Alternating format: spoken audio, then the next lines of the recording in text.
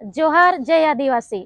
આજના 13મી સપ્ટેમ્બર નિમિત્તે માંડવી ખાતે સર્વાંગી વિકાસ સંગઠનના નેજા હેઠળ દક્ષિણ ગુજરાતના અમે તમામ નાના મોટા સંગઠનના લોકો ભેગા થયા અને આજના દિનની ઉજવણી કરવામાં આવી।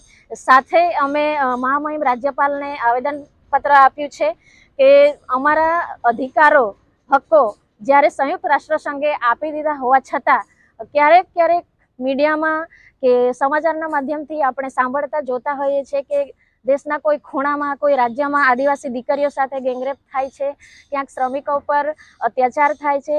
તો ઘણી વખત એવું લાગે છે કે આદિવાસી સમાજને કે આદિવાસી લોકોને આ લોકો એક માણસ તરીકે પણ સ્વીકારવા તૈયાર નથી। ત્યારે અમારી આજના દિને એ માંગણીઓ તમામ અમે મહામહિમ રાજ્યપાલને માંડવીના પ્રાંત અધિકારી દ્વારા આવેદન આપ્યું છે। Thank you.